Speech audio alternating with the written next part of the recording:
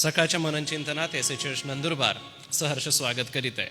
विजय संगीत गीत नंबर 27 आपण गाऊ आणि जर उपासना संगीत असेल तर 115 गायचं आहे. येशू प्रिय तारका.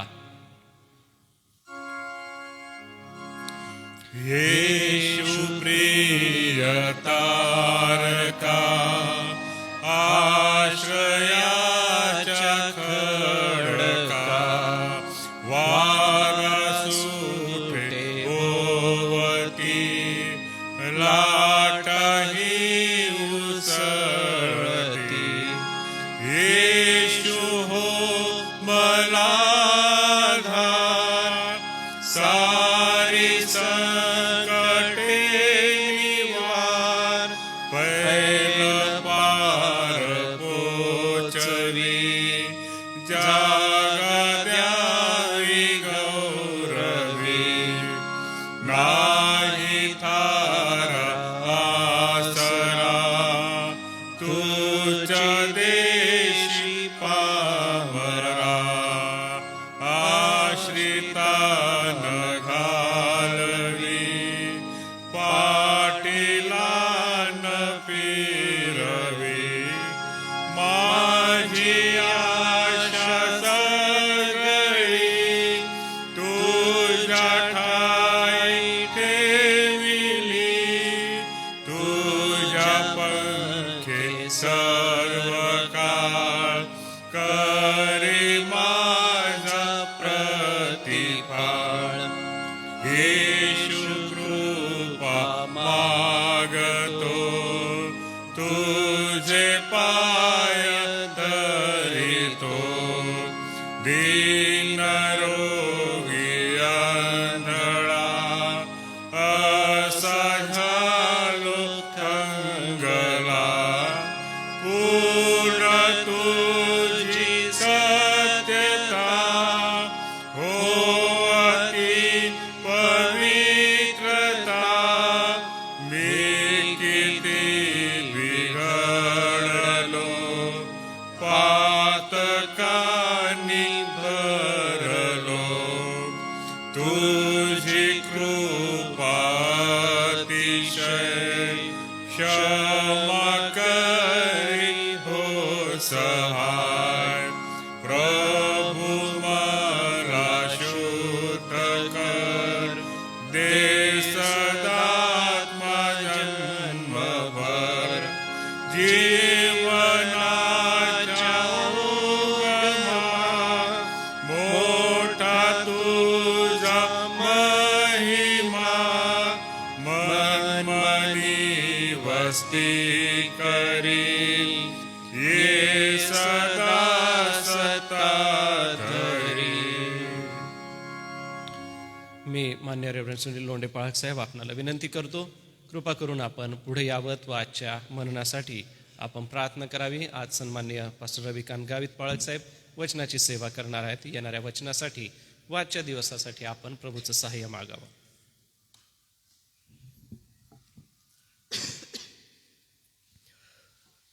प्रार्थना करू.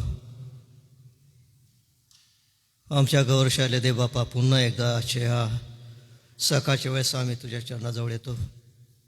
यासाठी की देव बापा तू महान आहेस. तुझी करुणा तिला कधी खंट पडत नाही आणि तुझी करुणा रोज सकाळी नवी होते. आणि म्हणून देव बापा आजच्या या सकाळच्या वेळेस आम्ही तुझं गौरव करतो, तुझं स्मरण करतो, कारण की तू चांगला आहेस. तुझ्या वचनात म्हटल्याप्रमाणे परमेश्वर किती चांगला आहे याचा अनुभव घेऊन पहा. जो त्याचवर विश्वास ठेवतो तो धन्य आहे.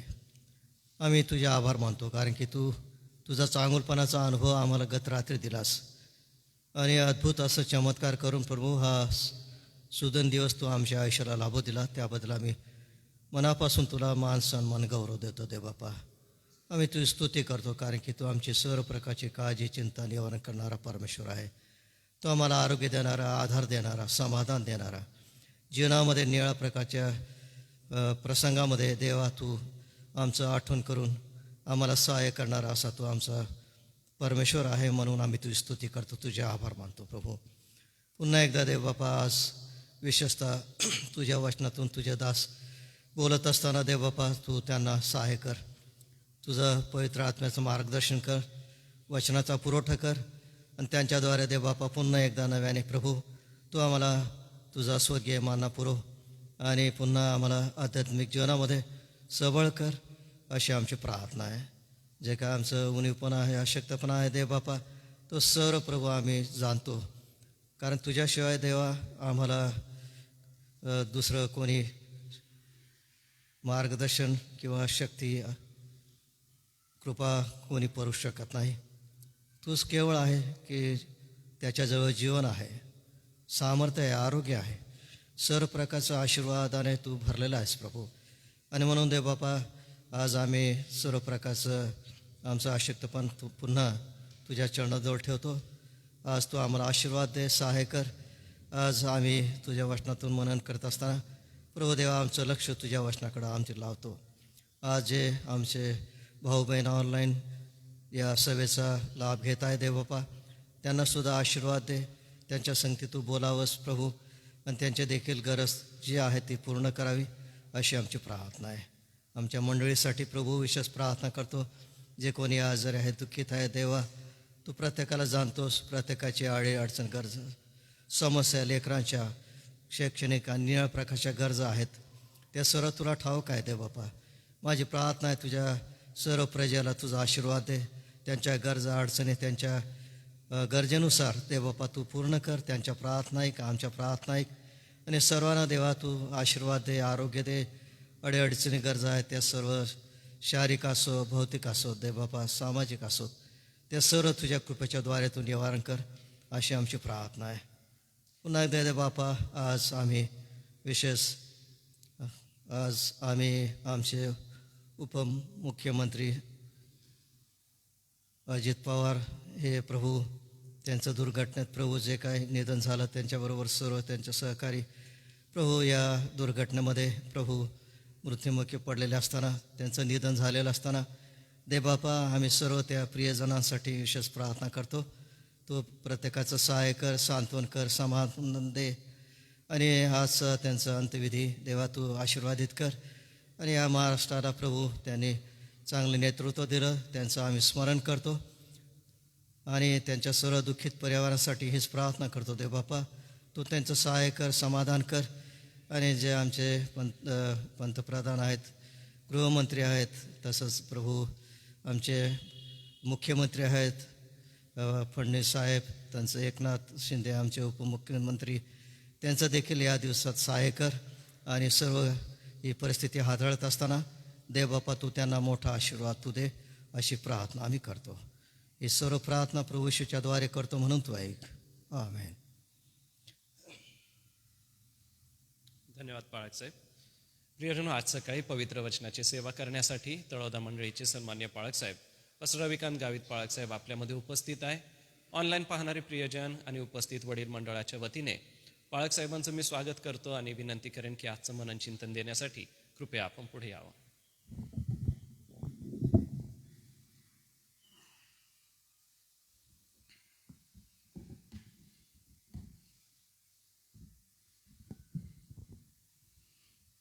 ख्रिस्तामध्ये सर्वांना सलाम.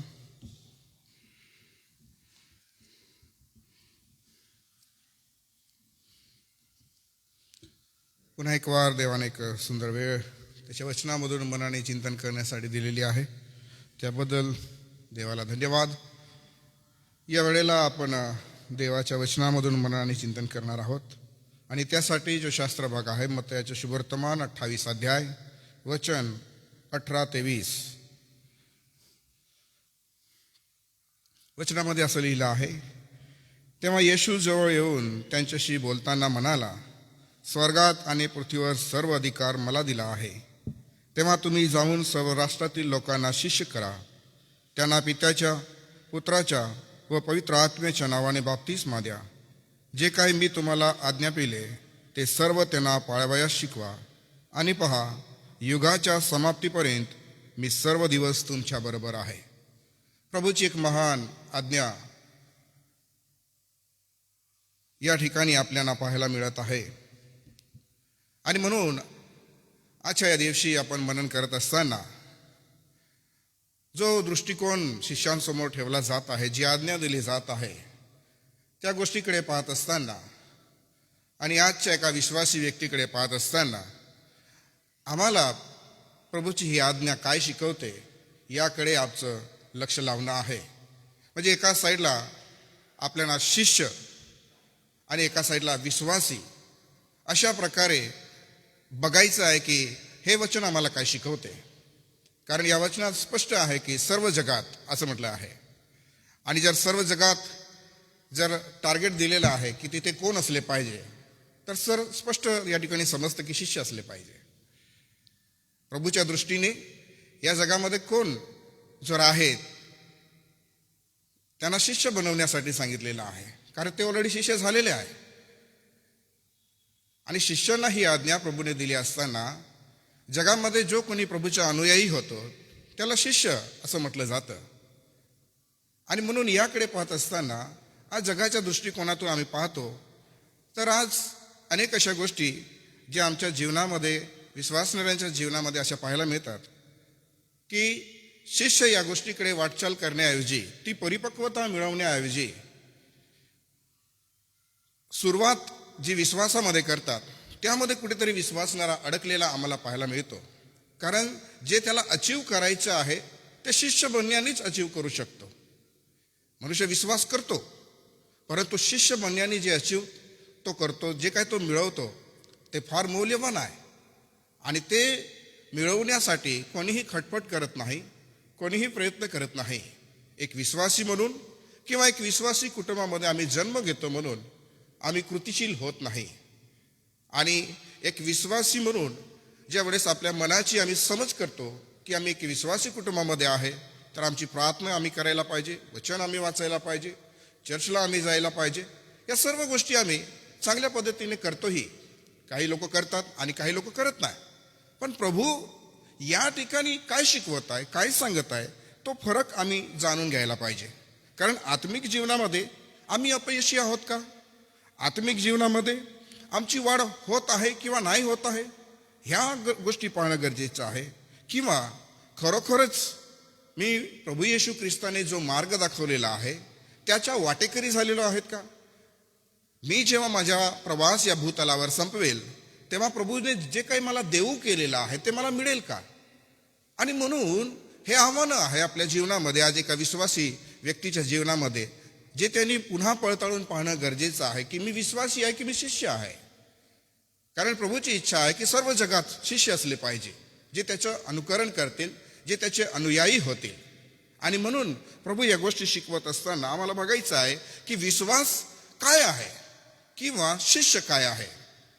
जर विश्वास आम्ही त्या ठिकाणी करतो असं म्हटलं तर एक सर्वसाधारण संकल्पना म्हणूया, विचारधारणा म्हणूया, जी लोकांच्या मनामध्ये सहज येते, ती असं आहे की विश्वासणारा जो आहे, विश्वासी जो आहे, तो येशूच्या सत्याचा स्वीकार करणारा असं म्हणून त्याला म्हटलं जातं. एका विश्वासीकडे जर आम्ही बघितलं तर येशूच्या सत्याचा स्वीकार करणारा असं त्याला म्हटलं जातं. त्याच्या देवत्वावर विश्वास ठेवणारा असं त्याला म्हटलं जातं. आणि तारणासाठी त्याच्यावर विश्वास ठेवणारा अशी त्याची व्याख्या अनेकदा करताना आम्हाला पाहायला मिळतं. परंतु हे पुरेसं आहे का? हे पुरेसं असतं तर आम्ही शिष्य ही संकल्पना अजूनही समजलो नाही असं ते होऊ शकतं. कारण शिष्य जे काय प्रभू शिकवत आहे, सांगत आहे, त्याचा एक गहन भाग आहे त्याच्या अनुयायांचा, त्याच्या मागे चालण्याचा. आणि म्हणून त्याच्या मागे चालत असताना एक विश्वासी दृष्टिकोनामधून आम्हाला शिष्यत्वाकडे वाटचाल करायची असते. आणि म्हणून शिष्यत्व आम्हाला हा एक प्रवास असं दर्शवतं. जो कोणी शिष्य होतो तो विश्वासी जीवनाचा प्रवास करतो. परंतु जो फक्त विश्वासी आहे तो त्या बिगिनिंगमध्ये आहे, त्या सुरुवातीमध्ये आहे की जिथून त्याला पुढे वाटचाल करायची होती, पण ती वाटचाल करायची कुठेतरी थांबवून गेलेली आहे. आणि त्याच्या कारणामुळे जीवनामध्ये अपयश अनेकदा विश्वासणाऱ्यांच्या जीवनामध्ये आम्हाला पाहायला मिळतं. आज आमच्या जीवनामध्ये आध्यात्मिक उन्नती जर आम्ही पडताळून बघितली तर आमची वाढ जी आहे ती देखील खुंटलेली आम्हाला पाहायला मिळते. कारण याच्यामध्ये खूप काही गहन अशा गोष्टी शिष्यत्वामध्ये आम्हाला पाहायला मिळतात. आणि त्याच आहे ज्या थोडक्यात आम्ही मनामध्ये घेणार आहोत की एक जो शिष्य आहे तो नेहमी शिकणारा असतो. विश्वासी शिकण्यासाठी अवॉइड करू शकतात, म्हणून आम्ही जगामध्ये पाहतो की लोकांना अनेकदा शिष्य न झाल्या कारणामुळे, विश्वासी असल्या कारणामुळे काय पाहायला मिळतं, ते शिकत नाही, ते स्वतः मनन करत नाही, देवाच्या वचनाकडे स्वतः लक्ष देत नाही. त्यांना इच्छाच होत नाही की आम्हाला देवाचं वचन शिकून घ्यायचं आहे, समजून घ्यायचं आहे, आमच्या जीवनामध्ये ते आम्हाला लागू करायचं आहे. आज अपयशाचं कारण आम्ही या गोष्टींमध्ये पाहतो की त्यांच्या जीवनामध्ये अपयश का आलं, कारण त्यांनी त्या शिकवणीला दुर्लक्ष केलेलं आहे, त्या शिकवणीकडे त्यांचं लक्ष नाही आहे. परंतु शिष्य तसा नसतो, तो अधिक शिकतो आणि त्यामध्ये मुळावण्याचा प्रयत्न करतो, स्थिरावण्याचा प्रयत्न करतो. आणि म्हणून एक आव्हान आहे प्रियांनो आजच्या या जगामध्ये की आम्ही नुसतं एक विश्वासी म्हणून आपला प्रवास संपवायचा नाही आहे, आम्हाला जे ध्येय नेमून दिलेलं आहे त्याकडे धावायचं आहे. कारण विश्वासी एक विचार करतो की या जगातून जेव्हा माझा निरोप घेतला जाईल, मी या जगापासून जाईल निघून, तेव्हा प्रभू सांगते मला राज्य मिळावं. हे प्रत्येकजण इच्छा करतो, अपेक्षा करतो की मला प्रभू सांगते सार्वकालिक जीवन मिळेल असं. पण ते कसं मिळेल? त्याच्या जीवनामध्ये त्याला जे करायचं होतं, जे शिकायचं होतं, जे आत्मसात करायचं होतं, ते त्याने शिकून घेतलं नाही, समजून घेतलं नाही, आणि म्हणून तो शिकणारा झाला नाही. आणि म्हणून एक विश्वासणाऱ्यांना मी आवाहन करेल की तुम्ही शिष्यत्वाकडे वाटचाल करा आणि अशी करा की तुम्ही शिकणारे व्हाल. आणि शिकणं फार महत्त्वाचं आहे. तो शिस्तबद्ध शिष्य असं आहे. आणि म्हणून शिष्य येशूच्या जीवनाचे आणि शिकवणीचे सक्रियपणे अनुकरण करणारे अशी त्यांची ओळख आम्हाला पाहायला मिळते, सक्रियपणे. आणि म्हणून आम्ही जगामध्ये या गोष्टी शिकवतो लोकांना, वचनामधून सांगतो लोकांना, मंडळांमध्ये शिकवतो की विश्वास जो आहे तो कृती वाचून निर्जीव आहे. त्याला जर विश्वासाला कृतीचं बळ नाही आहे, कृतीचं साह्य नाही आहे, किंवा कृती आमच्या जीवनामध्ये नाही आहे, तर तो विश्वास निर्जीव आहे असं देवाचं वचन शिकवतं. आणि म्हणून देवाचं वचन शिकवत असताना आम्हाला हे समजून घ्यायचं आहे की हे जे आज्ञा देत आहे हा स्वतः एक अधिकारी आहे, याच्याकडे राईट्स आहे, अधिकार आहे. आणि अधिकारी नेमतो आहे किंवा अधिकारींना ती जबाबदारी देतो आहे की तुम्ही हे करू शकतात, कारण त्याच्याकडे तो अधिकार आहे. आणि त्यांनी त्याच्या अधिकाराविषयी सांगून दाखवलं. आणि काय सांगितलं त्यांनी? स्वर्गात आणि पृथ्वीवर सर्व अधिकार मला दिलेला आहे असं तो म्हणतो. आणि म्हणून आपण आपल्या जो अधिकारी आहे, आपला प्रभू जो आहे, त्याच्याकडे जे अधिकार आहे, त्या अधिकाराने ज्या वेळेस तो या शिष्याला आज्ञा देतोय, सांगतोय, तर आम्ही देखील त्या विचाराने, त्या दृष्टिकोनाने कार्यशील व्हायला पाहिजे, कृती करायला पाहिजे. आता सेवा जी आहे ती अनेक माध्यमांनी केली जाते. ते मंडळांमध्ये होते, कुटुंबामध्ये होते, समाजामध्ये होते. आणि ही होत असताना त्याला जर काही शेवट आहे, या कार्याला काही शेवट आहे, तर तो शिष्यत्वामध्ये आहे, तो त्याच्या आज्ञापालनामध्ये आहे. परंतु आज एक मोठ्या आव्हानांना समोर ठेवून आम्ही ज्या वेळेस आत्मपरीक्षण करतो, विश्वासी जीवनाकडे पाहतो, तर मनुष्याच्या जीवनामध्ये अनेक गोष्टींनी शिरकाव केलेला आहे. देवाच्या वचनाचं महत्त्व फार कमी होत चाललेलं आहे, प्रार्थनेचं महत्त्व फार कमी होत चाललेलं आहे. आणि प्रभूचं अनुकरण करण्यासाठी लोक आज विचारही करत नाही आहे. फक्त एक जी सर्वसाधारण गोष्ट त्यांच्यामध्ये दिसते ती ही की आम्ही एक विश्वासणारे आहोत आणि त्यांना सर्व चांगल्या पद्धतीने गोष्टी माहीत आहेत, शिकवण त्यांना माहिती आहे की प्रभू येशू ख्रिस्तावर विश्वास करायला पाहिजे. हे ते कदाचित बोलून दाखवू शकतात, सांगून दाखवू शकतात, परंतु त्याच्या जीवनामध्ये ते अनुकरण नाही आहे. जर आम्ही त्याला प्रभू म्हणतो तर आम्ही प्रभू म्हणतो, तर प्रभू म्हणून त्याचा आदर आम्ही करत नाही, त्याच्यावर आम्ही प्रीती करतो, तर त्याचं वचन आम्ही पाळत नाही. अशा अनेक गोष्टी पवित्र शास्त्रामध्ये आम्हाला पाहायला मिळतात. आणि म्हणून एक शिष्य या नात्याने प्रभू या गोष्टी आम्हाला शिकवतो की जर तुमचं आमचं जीवन अपयशाकडे असेल, वाटचाल करत असतील आणि वारंवार आमच्या जीवनामध्ये आत्मिक जीवनामध्ये अपयश असेल, तर आम्हाला त्याला सुधारवणं गरजेचं आहे प्रियानो. कारण वेळ ही निघून चालली आहे, वेळ आमच्या ताब्यात नाही आहे. ही दिवसेंदिवस प्रत्येक समय हा निघून चाललेला आहे. आणि म्हणून अपयशाला सुधारवणं गरजेचं आहे. कदाचित आम्हाला मार्ग चांगला भेटलेला आहे, आम्हाला प्रभू चांगला भेटलेला आहे, आम्हाला सत्य समजलेलं आहे, देवाचे वचन आमच्याकडे आहे, आमच्याकडे प्रभूने दिलेल्या त्याच्या कार्यामध्ये स्थिर केलेल्या त्याच्या मंडळ्या आहे, सेवक लोक आमच्याकडे असतात. परंतु आम्ही तरीही अपयशामध्ये का जगावं आणि कशासाठी आम्ही अशा अपयशामध्ये वाटचाल करावी आणि वारंवार या अपयशांमध्ये आपलं जीवन आपण जगत राहावं हे प्रभू कधीच इच्छा करत नाही. जीवनामध्ये परीक्षा येतील, संकट येतील, भयभीत करणाऱ्या गोष्टी घडतील, दुःख आणि निराशा होतील, परंतु तरी आम्हाला प्रभू शिकवतो की तुम्ही शिष्य बना. कारण प्रभूची इच्छा आहे की जेव्हा तो या आज्ञेनुसार जर या पृथ्वीकडे पाहिल, या सर्व जगाकडे पाहिल, तर त्या इच्छा करेल की माझे शिष्य असले पाहिजे, माझे अनुयायी असले पाहिजे, ज्यांना आवडेल माझ्या मागे यायला, ज्यांना आवडेल माझं वचन ऐकायला. आणि म्हणून ही तहान, ही भूक त्या शिष्यामध्येच असते प्रियांनो. म्हणून तुम्ही पहा, मंडळांमध्ये विश्वासणारे जे आहे ना ते आपल्या मर्जीने चालतात, पण शिष्य आपल्या मर्जीने कधी चालत नाही. विश्वासणारे आपल्या मर्जी, तुम्हाला आवडतं तर तुम्ही चर्चला जातात, तुम्हाला आवडतं तर तुम्ही प्रभूचं वचन वाचतात, तुम्हाला आवडतं तर तुम्ही प्रार्थना करतात. शिष्य तसा नसतो. शिष्य हा पूर्णपणे देवाला समर्पित असतो, देवाच्या मागे चालतो. देवाला तो कधी खिन्न आणि निराश करत नाही. त्याला वाटतं की प्रभूची इच्छा काय आहे हे जाणून घेतो आणि त्यानुसार कृतिशील होण्याचा प्रयत्न करतो.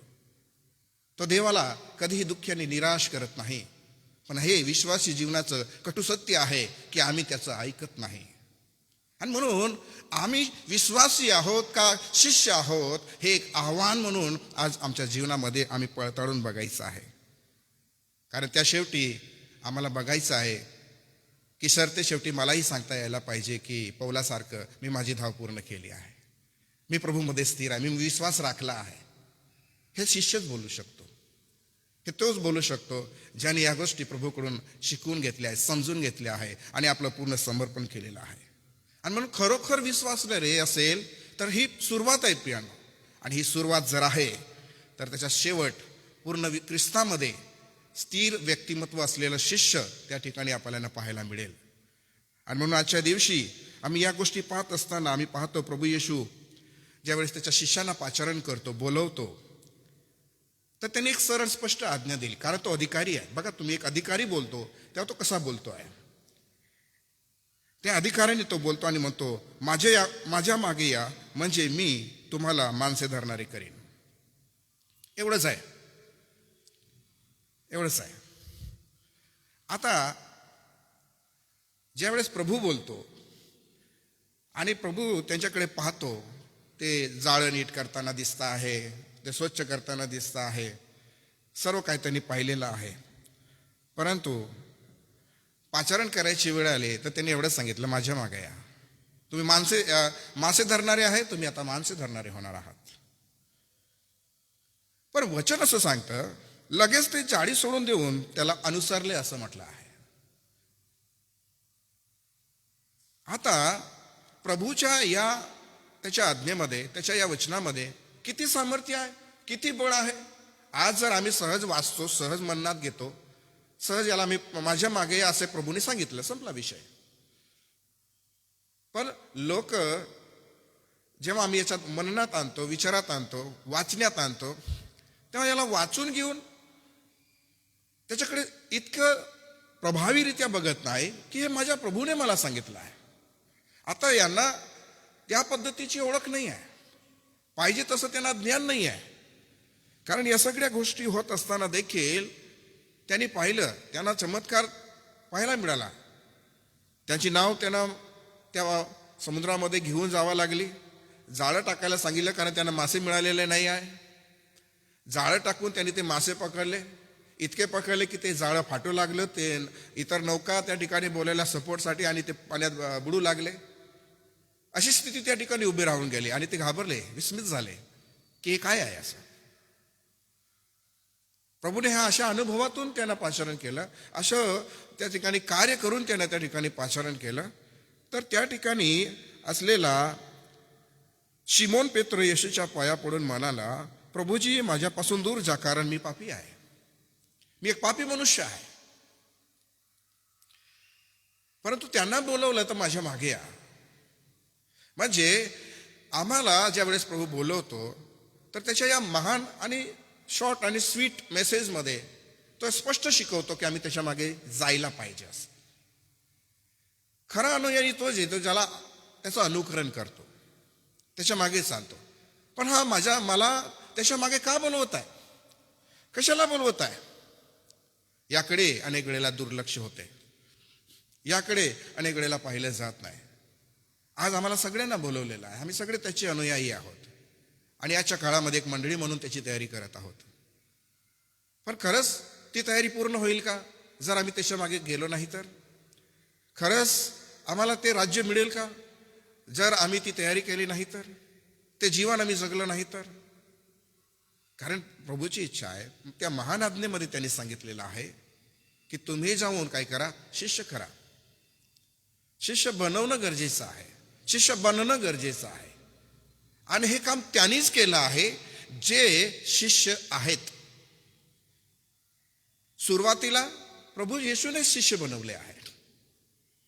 काम कोणी केलं आहे? अधिकारीने केलं आहे. त्याला तो अधिकार मिळालेला आहे, त्याने ते काम केलेलं आहे. आता ते शिष्य झालेले आहे, तर त्या शिष्यानं म्हटलं आहे की तुम्हाला आता एक पूर्ण जग सेवा कार्यासाठी मोकळं आहे. आणि ही सेवा तुम्ही पहा प्रियांनो, त्या समयापासून आतापर्यंत देवाने कशी फलद्रूप केलेली आहे. पण जी विचारधारणा आहे, ती मानसिकता आहे, ती बदलत गेली. त्या काळी शिष्य बनवायचे, एकमेकाला त्या दृष्टीने बघितलं जायचं, शिकवलं जायचं. परंतु आज तसं नाही आहे. आज आपण घराघरामध्ये जरी बघितलं तरी कोणी कोणाला सहसा देवाच्या वचनामधून बोलताना तुम्हाला दिसणार नाही. कदाचित आम्ही प्रार्थना करत असतील, परंतु त्या वचनामधून त्या शिष्यत्वासाठी आम्ही कोणाला शिकवत नाही. आमची लेकरं जेव्हा असतात ती लेकरंही ऐकत नाही. आणि या स्थितीमुळे अशी परिस्थिती आलेली आहे की मनुष्य जो आहे, जो विश्वासी जो आहे, तो स्वकेंद्रित होत चाललेला आहे. त्याला जेव्हा ते पटतं तेव्हा तो त्या सर्व गोष्टी करण्याचा प्रयत्न करायला लागलेला आहे. आणि म्हणून अनेक लोक विश्वासापासून मागे पडत चाललेले आहे, शिष्यत्वापासून दूर होत चाललेले आहे. आणि त्यांना जे फळ पाहिजे आहे ते त्या ठिकाणी पाहायला मिळत नाही आहे. आणि म्हणून तुम्ही पहा, या ठिकाणी प्रभूने शिकवलेलं आहे की त्यांना मग बाप्तिस्मा द्या. असं जर तो शिष्य झाला नाही आहे आणि जर आम्ही त्याला बाप्तिस्मा देतोय तर हे गंभीर परिस्थिती समोर उभी राहू शकते.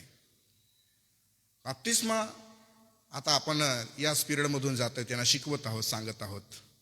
आणि बाप्तिस्म्याकडे लोक आज कसं पाहत आहे तुम्ही बघा. मी मागे आम्हाला मन्नामध्ये आम्ही सांगितलं की आम्हाला येशूच्या मागे चालण्यासाठी, त्याचा स्वीकार करण्यासाठी या जगामध्ये त्याला आम्ही मान्य करतोय, स्वीकार करतोय, त्याचं एक चिन्ह, त्याची एक ओळख या जगामध्ये आम्ही घोषित करतो आहे या बाप्तिस्म्याच्या द्वारे की इथून पुढे मला ख्रिस्ताचा अनुयायी व्हायचा आहे, मला माझा जुना स्वभाव सोडून द्यायचा आणि त्याच्या मागे मला चालायचं आहे. हे त्यासाठी आहे. परंतु आज प्रत्येक गोष्टीचं लक्ष जे आहे, टार्गेट जे आहे, ते बदलून गेलेलं आहे. आणि म्हणून शिष्य जे या ठिकाणी मांडलेले शब्द आहे, पहिले शिष्य बनवा असं लिहिलं आहे, तर तो शिष्य बनायला पाहिजे. आणि जो शिष्य बनला आहे तर त्याला बाप्तिस्मा द्यायला पाहिजे. अशा प्रकारे एक सिक्वेन्स या ठिकाणी आम्हाला पाहायला मिळतं. 1, 2, 3, 4 अशा गोष्टी या ठिकाणी आम्हाला पाहायला मिळतात. आणि म्हणून या गोष्टी पाहत असताना प्रभू हे आम्हाला शिकवतोय की बाप्तिस्मा जो आहे तो शिष्यांसाठी आहे, जे प्रभूचे अनुयायी होऊ इच्छितात त्यांच्यासाठी आहे, जे प्रभूची सेवा करू इच्छितात त्यांच्यासाठी आहे, जे प्रभूचा धन्यवाद करू इच्छितात तो त्यांच्यासाठी आहे, ज्यांना शुद्ध आणि पवित्र जीवन जगायचे आहे ते त्यांच्यासाठी आहे. परंतु एक काळ आला, समय आला, आणि जो विश्वास करतो असं म्हणतात, आम्ही त्याला सहज बाप्तिस्मा देऊन देत असतो. आम्ही त्याच्या जीवनामध्ये ते पाहत नाही, ते अनुकरण पाहत नाही. आम्ही बघतो की बाप्तिस्म्याचा समय झाला, सगळं आटपलं, की ज्यांचे बाप्तिस्मे आपण केले आहे ते आम्हाला मंडळांमध्ये दिसत नाही. ते रजिस्टरच्या चर्च रजिस्टरमध्ये दिसतात, नोंद असते त्यांची की यांचा बाप्तिस्मा आता झालेला आहे, हे मंडळीचे सभासद आहेत. परंतु शास्त्र आम्हाला हे काय शिकवत आहे का? शास्त्र या गोष्टींमध्ये आम्हाला ते बळ देत आहे का? ते मार्गदर्शन देत आहे का? हे आम्ही पाहायला पाहिजे. आणि म्हणून प्रत्येक विश्वासणाऱ्याने पहिले शिष्य बनायला पाहिजे, शिष्य होणं गरजेचं आहे. आणि जर मी तो होत आहे, ते जर मी करत आहे, तर खरोखर मी आनंदाने हा स्वीकार करेल. ही सांगायचीही वेळ येणार नाही की आता मला या गोष्टी करायच्या आहे असं. परंतु आज भावनिकदृष्ट्या विश्वासाकडे पाहिलं जात आहे. आणि असं प्रश्न केले जातात मग की एखादा विश्वासणारा असेल की त्याला आपण बाप्तिस्मा द्यायला नाही पाहिजे का असं. परंतु आम्ही पाहतो की त्यांचा उद्देश काय आहे. अनेकांचा उद्देश एक ख्रिस्ती कब्रस्थानामध्ये जागा मिळावी एवढा असतो. काहींचा उद्देश एखाद्या ठिकाणी बाप्तिस्म सर्टिफिकेट लागतं ॲडमिशन घेण्यासाठी, शिक्षणासाठी, तिथे काही वेळेस लागतं. काही वेळेला ते कुठं लागतं, ते लग्नासाठी लागतं. यासाठी बाप्तिस्म्याकडे आज लोक पाहत आहेत प्रियांनो. परंतु आम्हाला प्रभू येशू शिकवतो आहे, सांगतोय की तुम्ही आम्ही या गोष्टींकडे पाहून ते जीवन जगण्याचा प्रयत्न करायला पाहिजे, जे प्रभू आम्हाला सांगतोय की त्यांना शिष्य बनवा आणि मग त्यांना तुम्ही बाप्तिस्मा द्या. आणि त्याच्यानंतर जी गोष्ट त्या शिष्याच्या जीवनामध्ये पाहायला मिळते ती ही की ते पाळावयास शिकतात, ते पाळतात, त्या गोष्टी पाळतात ज्या प्रभू येशूने शिकवल्या आहे, ज्या मी तुम्हाला आज्ञा पिल्या आहे, त्या गोष्टी त्यांना पाळावयास शिकवा. म्हणजे तो शिष्य झाला आहे, त्यांनी बाप्तिस्मा घेतलेला आहे, आता त्याला समजत नाही त्याला काय करायचं आहे, त्याला आता निर्णय घ्यायचे आहे, आपल्या जीवनाला आकार द्यायचा आहे, घडवायचं आहे. मग ही मंडळी आहे. पण लोक मंडळीपासून दूर आहे. विश्वासी आहे, एक टॅग आहे, हा विश्वासी नावाचा टॅग आहे जो लागून गेलेला आहे. आणि लोक आपल्या आपल्या घरी बसलेले असतात, प्रभुवारची भक्ती चाललेली असते, परंतु लोकांना या वचनाची ओढ नाही आहे. असं जर त्या काळाच्या सुरुवातीच्या मंडळीमध्ये असतं आणि लोक जमलेले आहे हे लोकांना कळलं असतं तर ते दररोज का घरी घरी जात होते, कशाला ते प्रार्थना करत होते, कशाला ती तहान आणि भूक होती, आणि प्रेषितांच्या शिक्षणात ते कशाला वाढत होते, त्यांच्या सहवासात कशाला राहत होते. हे किती मधुर आहे, हे किती चांगलं आहे.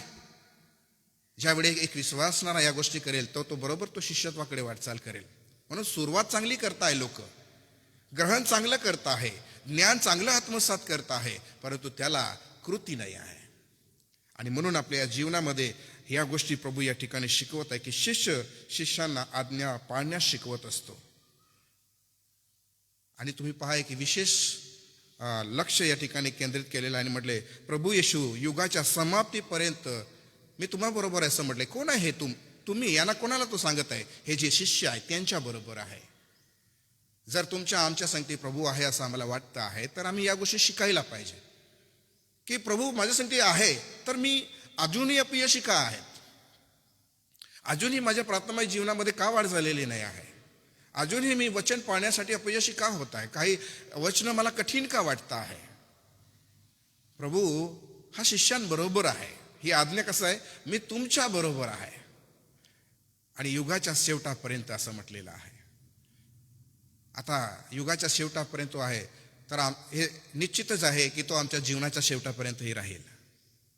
एक विश्वासी व्यक्ती आहे की जो शिष्य बनलेला आहे. आणि म्हणून आपल्या जीवनामध्ये प्रभू हे तुम्हाला आम्हाला शिकवतो. आणि म्हणून प्रियानो, विश्वासी जीवनापेक्षा शिष्यत्वाला आम्ही फार महत्त्व द्यायला पाहिजे. आणि म्हणून तो शिकवतो की आत्मत्याग करा आणि दररोज स्वतःच्या वधस्तंभ उचलून घेऊन त्याला अनुसरत राहायला पाहिजे. रोज आम्ही आपलं अनुसरण करत राहायला पाहिजे, त्याचं अनुसरण करत राहायला पाहिजे की त्याच्या मागे आम्ही चालत राहायला पाहिजे. तो वधस्तंभ उचलायला आम्ही शिकायला पाहिजे. त्याच्यामध्ये तुम्हाला आम्हाला दुःख येतील, परीक्षा येतील, परंतु विश्वासाने आणि धैर्याने त्याला आम्ही सामोरे जायचं आहे. हा वधस्तंभ आम्हाला उचलावाच लागणार आहे. एवढंच नाही तर तो पुढे म्हणतोय की तुम्ही माझ्या वचनात राहिलात तर खरोखर माझे शिष्य आहात. शिष्य काय करतो, वचनात राहतो, वचनाच्या प्रवाहाजवळ राहतो. आज आपण नेहमी स्तोत्र एक वाचतो आणि त्याच्यामध्ये म्हणतो की जे झाड पाण्याच्या प्रवाहाजवळ लावलेले आहे ते आपल्या हंगामी फळ देतं. आमच्याकडे प्रवाह आहे पण ते मुळं नाही आहे, तो जीवन रस जो आहे तो नाही आहे, नंतर फळ कसं काय नाही आलं असतं. आमच्याकडे वचन आहे, वचनाचा प्रवाह आहे, प्रभूची संगती आहे. आणि म्हणून वचनात राहणं किती महत्वाचं आहे. आणि राहणारा कोण आहे, शिष्य आहे. विश्वासी घोषणा करू शकतो की मला वचन माहिती आहे, परंतु शिष्य घोषणा करत नाही, शिष्य वचन जगतो. विश्वासी बोलून दाखवू शकतो. आज तुम्हाला अनेक लोक बोलणारे दिसतील की हो आम्ही विश्वास करतो असं. शिष्य बोलत नाही, कृती करतो.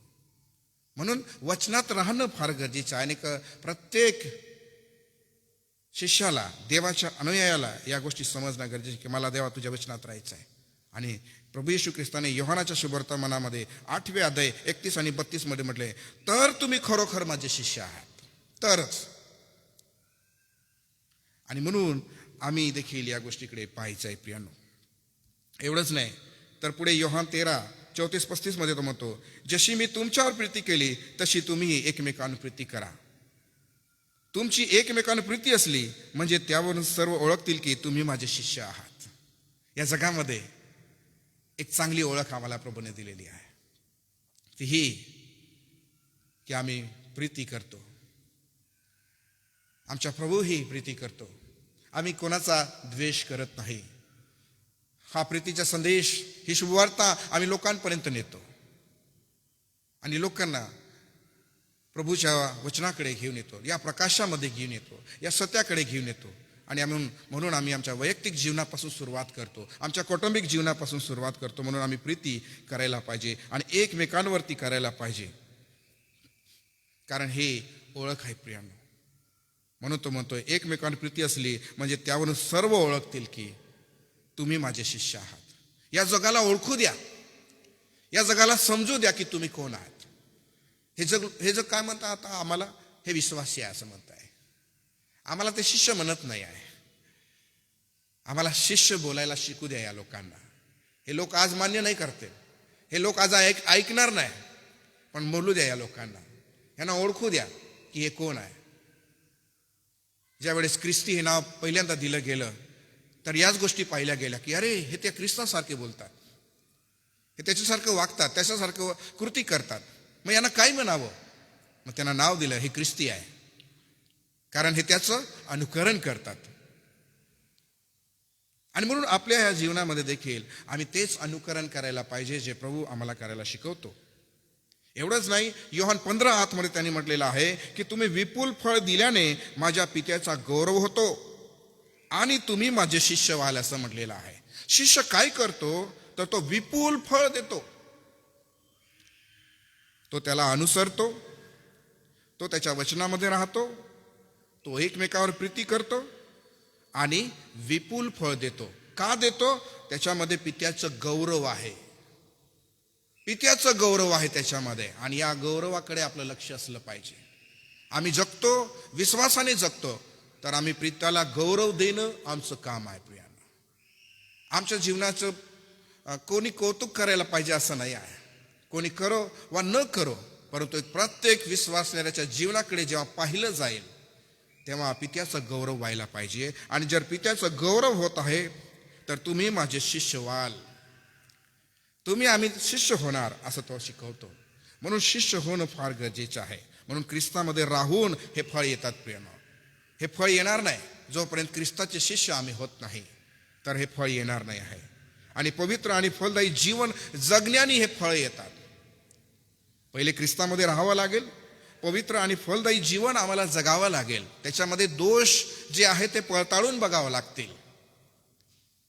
ते जर आम्ही पडताळून बघितलं नाही तर फळ येणार नाही आहे. आणि म्हणूनच यामुळे वचन शिकवतं की आपण खरेखर त्या ठिकाणी शिष्य असे ठरवले जात असतो. शिष्य ही जी भूमिका आहे, हे जे कार्य आहे, हे प्रभू ठरवून देत असतो. विश्वासी स्वयंघोषित मी विश्वासी आहे सांगू शकतो, पण शिष्य हा शब्द त्यांना सांगतो प्रभू जे त्याचे आहे.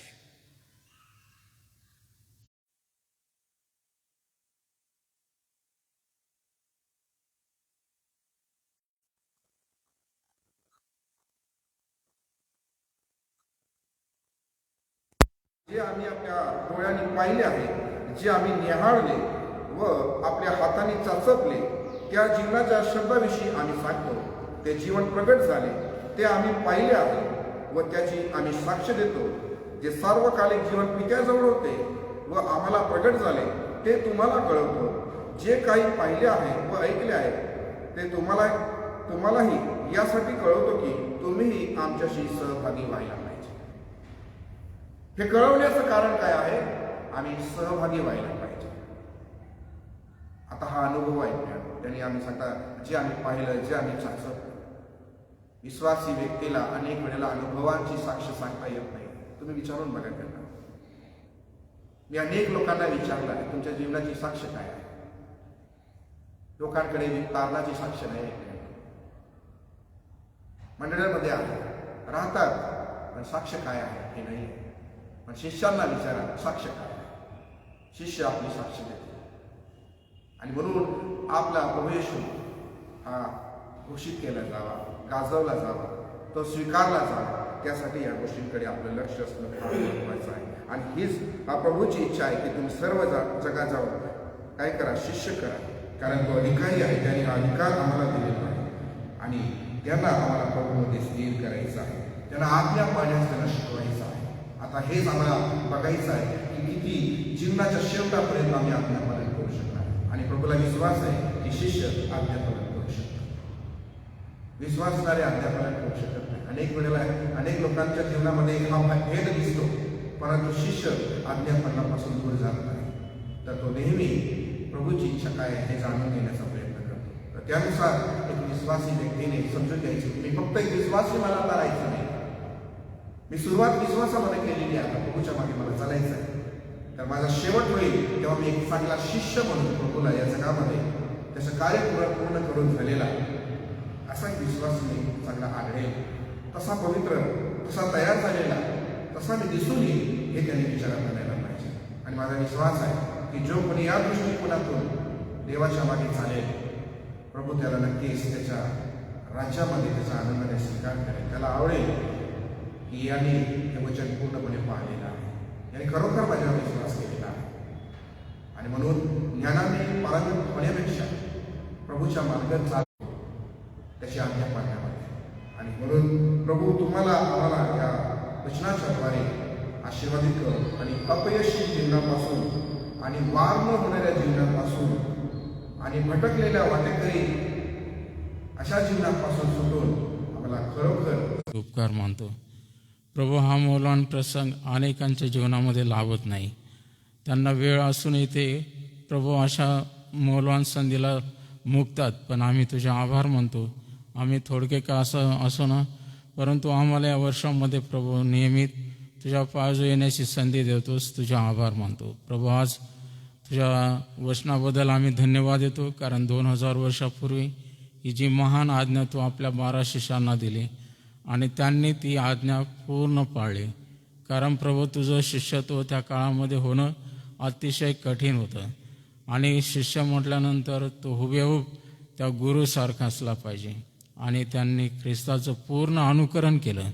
जसा ख्रिस्त बोलला, ख्रिस्त वागला, तसं त्यांचं जीवन होतं. आणि म्हणून त्यांनी त्या जगाची उलथापालथ केली. प्रभू, ती आज्ञा आजही आम्हा सर्वांसाठी आहे की आम्ही प्रथमतः तुझं शिष्यत्व पत्करावं. आम्ही प्रभू तुझे अनुयायी व्हावेत ही तुझी इच्छा आहे आणि तेच आम्हाला इतरांनाही बनवायचं आहे. म्हणून प्रभू, ही आज्ञा ज्या मिशनऱ्यांनी पाळून जगभर प्रसार केला, अनेकांना प्रभू देवराज्यात आणलं, त्यांना खरे ख्रिस्ताचे शिष्य बनवले आणि जे काही तू त्यांना आज्ञा पिलं ते सर्व त्यांना पाळायला शिकवलं. आणि म्हणून प्रभू, आजपर्यंत हा ख्रिस्ती विश्वास आम्हापर्यंत आलेला आहे. प्रभू, यापुढे हा विश्वास अनेकांना मिळावा. म्हणून प्रभू, आम्ही प्रार्थना करतो की आम्ही प्रत्येकाने ही आज्ञा पाळून त्या आज्ञेचं प्रभू तंतोतंत पालन करून तुझं गौरव करावं आणि जगाच्या शेवटापर्यंत ही तुझी साक्ष इतरांना देत राहावी. म्हणून प्रभू, तू आम्हा सर्वांना आणि येणाऱ्या पिढ्यांनाही तू सहाय्य कर. देवबापा, आज आम्ही तुझे आभार मानतो जे आमचे ख्रिस्ती विश्वासणारे लेकरं आहेत, जे बाप्तिस्मा विधीमध्ये येतात. प्रभू, आमची प्रार्थना आहे की केवळ एक प्रभू एक ख्रिस्ती रूढी परंपरा म्हणून नव्हे, परंतु खरं आत्मीयतेने त्यांनी या विधीमध्ये सामोरं जावं. म्हणून प्रभू, या दिवसांमध्ये जे वर्ग चालू आहेत त्यामध्ये येणाऱ्या विद्यार्थ्यांना तुझी कृपा आणि शहाणपण दे. आईवडिलांनाही तू सुबुद्धी दे आणि ही पिढी चांगली आदर्श घडावी म्हणून समजून उमजून त्यांनी ह्या गोष्टी करत असताना देवबापा, सर्व आमच्या तुझ्या दासांना तू सहाय्य कर. आज आम्ही प्रार्थना करतो आमच्या या क्षेत्रामध्ये ज्या मंडळ्या आहेत त्या सर्व मंडळांना तुझ्या पवित्र भयामध्ये वाढव आणि जे आध्यात्मिक शिक्षण त्यांना मिळत आहे त्यामध्ये तू त्यांचं मार्गदर्शन कर. वडझाकण या ठिकाणी जो मेळावा होणार आहे 6, 7, 8, 9 तारखेला, प्रभू या मेळ्यामध्ये तुझी समक्षता असू दे. शांततेमध्ये या सर्व सभा व्हाव्यात आणि तुझे दास विकास मसीह प्रभू त्या येणाऱ्या विश्वासणाऱ्यांना हा बोध करत असताना पवित्र आत्म्याच्या मार्गदर्शनाने अनेकांची तू भेट घ्यावी. हा ख्रिस्ताचा विश्वास ज्यांनी धारण केलेला आहे त्यांना प्रभू अधिक सामर्थ्य मिळावं म्हणून या मेळ्यामध्ये तुझी समक्षता असू दे. या थंडी वाऱ्यापासून सगळ्यांचं रक्षण कर आणि प्रभू शांततेमध्ये हा पार पडत असताना अनेकांना आणि तुझी साक्ष ही जाहीर केली जावी ही आमची प्रार्थना आहे. म्हणून आमचे तुझे दास विकास मसीह प्रभू ते येत असताना त्यांचा प्रवास तू सुखाचा होते आणि या ठिकाणचं वास्तव्य देखील आशीर्वादाचं होती ही आमची प्रार्थना आहे. प्रभू आज आम्ही पुन्हा एक वार तुझ्या पायाजवळ येत असताना शालेय विद्यार्थ्यांसाठी आमची प्रार्थना आहे. जे परीक्षा देणार आहेत त्यांची तयारी होत असताना सर्व अभ्यासामध्ये तू त्यांचं लक्ष लागू दे आणि प्रभू वर्षभर केलेल्या मेहनतीचं फळ चांगल्या मार्काने त्यांना उत्तीर्ण तू कर ही आमची प्रार्थना आहे. आमच्या सर्व शाळांचे रिझल्ट याही वर्षी चांगले लागू दे. प्रभू आज आम्ही पुन्हा एक वार आठवण करतो आमच्या या महाराष्ट्रासाठी. प्रभू एक मोठी दुर्घटना प्रभू आमच्या महाराष्ट्रामध्ये घडलेली आहे. त्याचा आघात सर्वांना झालेला आहे आणि प्रभू अचानक आमचे जे वरिष्ठ नेते आहेत, जे आमचे मुख्यमंत्री अजित पवार, त्यांना काल प्रभू त्या विमान अपघातामध्ये हे जग सोडून जावं लागलेलं आहे. प्रभू या घटनेने आम्हाला सावध कर. त्यांच्याकडं अमाप संपत्ती असताना, चांगली सत्ता अधिकार असताना प्रभू ही दुर्घटना घडल्याने त्यांना आपलं प्राण गमवावं लागलेलं आहे. प्रभू ह्या राजकीय कुटुंबांमध्ये खरी शांतता प्रस्थापित कर, त्यांना शांती दे आणि आज होणाऱ्या अंत्यविधीमध्ये येणारे आमचे सर्व राष्ट्रप्रमुख, सर्व पुढारी, त्यांचे सर्व जे आप्तजन आहेत, सर्वांसाठी आमची प्रार्थना आहे. त्या कार्यक्रमामध्ये तू सर्वांना आशीर्वाद दे. प्रभू ह्या घटना घडतात, या दुर्घटना होतात. प्रभू आमच्या देशवासियांनी सावध व्हावं, आमच्या देशाच्या पुढाऱ्यांचं तू संरक्षण करावं आणि हे चांगले नेते निघून जातात. प्रभू आम्हाला चांगले नेते तू तयार कर ही आमची प्रार्थना आहे. पुन्हा एक वार प्रभू आज आम्ही तुझा आभार मानत असताना तुझ्या दासाबद्दल धन्यवाद देतो. जे वचन त्यांनी आमच्याकडे आणलेलं आहे त्याद्वारे तू आम्हाला आशीर्वादित केलं, तुझा आभार मानतो. पुन्हा एक वार प्रभू ज्यांचे जन्मदिवस आहेत आज त्यांना तुझा आशीर्वाद दे, त्यांना दीर्घायू कर आणि या सर्वांच्याद्वारे तुझं गौरव तू करून घे.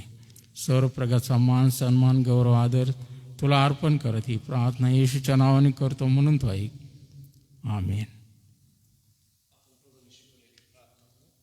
हे आमच्या स्वर्गातील पित्या, तुझे नाव पवित्र मानले जाओ, तुझे राज्य येऊ, जसे स्वर्गात तसे पृथ्वीवरही. तुझ्या इच्छेप्रमाणे हो. आमची रोजची भाकर आज आम्हाला दे आणि जसे आम्ही आमच्या ऋणास ऋण सोडितो तसेच तू आमच्या ऋणी आम्हाला सोडू आणि आम्हास परीक्षेत नकोस तर आम्हाला सर्व वाईटापासून सोडील. कारण हे राज्य, सामर्थ्य आणि गौरव ही सर्व काळ तुझीच आहे. आमेन. आणि आता आपल्या तारणाऱ्या प्रभू येशू ख्रिस्ताची कृपा, देवबापाची प्रीती आणि पवित्र आत्म्याची गोड संगती जे या मन्नामध्ये उपस्थित आहे त्या सर्व त्या प्रभूच्या दासांबरोबर, देवाची मंडळी आणि इस्रायल राष्ट्र याबरोबर आता आणि सदा सर्व काळ असो. आमेन.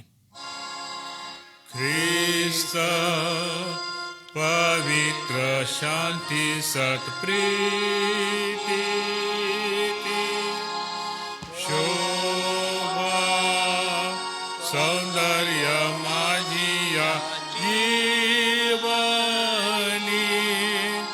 येशू पवित्र तू शुद्ध मज करी तुझे सौंदर्य दिसोयाची